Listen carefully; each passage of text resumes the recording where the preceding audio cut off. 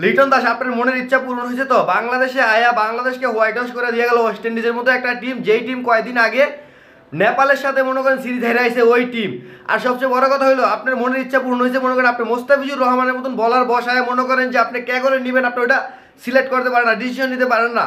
আপনারা মনে করেন বাংলাদেশের ক্রিকেটারে ধ্বংস করার জন্য আপনাদের মতো ক্যাপ্টেনই যথেষ্ট। আপনি একজন এত বড় মাপের প্লেয়ার, বড় মাপের ক্যাপ্টেন, মানে মোস্তাফিজুর স্যার আপনি কীভাবে মাঠে নামেন? যদি এখানে মোস্তাফিজুর রহমান থাকতো আমার মনে হয় না যে এই যে টাস্কিন যেভাবে জঘন্য লেভেলের ব্যাটিং, মানে সবাই আজকে এটি কোনো বোলিং করে এত বাজে বোলিংটা করছে, এখানে মুস্তাফিজুর রহমান দরকার ছিল না। আর আপনি তো মাশাল্লাহ যেই লেভেলের ব্যাটিং করছেন, বাহ, আপনার বাহবা দেওয়ার দরকার। মনে করেন এই সময় আয়ও 6 রান করেন, তারপর আবার সংবাদ সম্মেলনে একটা অজুহাত দিয়ে দিবেন যে আমি হয়তো খেলতে পারি নাই, আমার দোষ, দায়ভার নিজের কাঁধে নিয়ে মানুষকে উদ্ধার করে দিবেন। আপনার এই দায়ভারে মনে করেন মানুষ উদ্ধার হইব না, বুঝছেন? আপনারা দেশের মানুষের ইমোশন নিয়ে যেভাবে খেলতেছেন, মনে করেন কয়দিন পর যদি দেশের মানুষ ক্রিকেট খেলা দেখা ভুলে যায়, তখন মনে করেন আপনার উচিত বিষয়। আর দেশের মানুষ তো আবেগই, খেলা তো দেখবই। আমার কথা হইলো আপনাদের মতো ক্যাপ্টেন, আপনাদের মতো প্লেয়ারদেরকে যারা বাংলাদেশ টিমটার ভিতরে মনে করেন খেলতেছে, সবাই রে একটা করে কারেন্ট দিছে থাবর দিয়া তারপরে টিমের থেকে বার করানো দরকার। কারণ এত বাজে একটা টিম কিভাবে খেলে নিজেদের ঘরের মাঠে?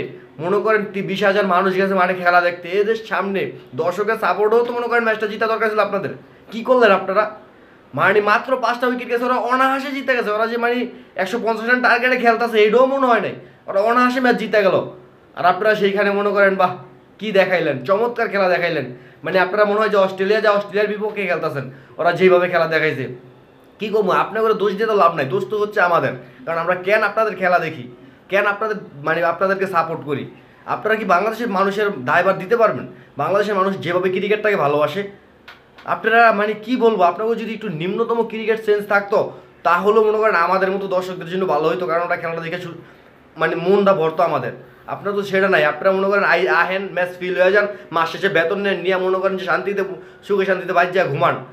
আপনাদের তো কিছু করার নাই, আপনারা মনে করেন টাকা নেবেন পকেট বইটা, মনে করেন ব্যাংক ব্যালেন্স করবেন।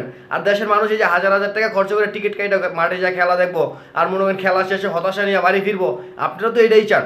আর হয়তো আপনারা ওয়েস্ট ইন্ডিজ যে একটা নিম্ন শ্রেণীর টিম এখন বর্তমানে, যে টিম নেপালের সাথে হারে, সেই টিমের সাথে আপনারা ঘরের মাঠে আয় মনে করেন যে আপনারা হোয়াইট ওয়াশ হয়ে যান আপনারা ওয়েস্ট ইন্ডিজের সাথে।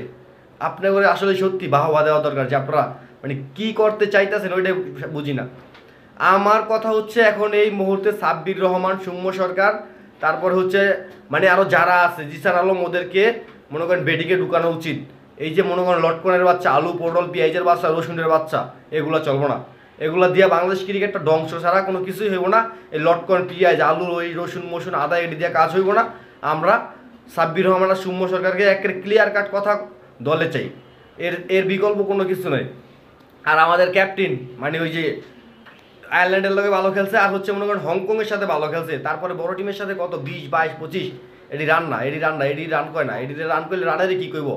আপনারা নিজেরা দায়িত্ব নিয়ে ক্রিকেটটা খেলেন, না হয়তো ক্রিকেট খেলা ছাইরা দেন। ধন্যবাদ সবাইকে, বুঝছেন? আর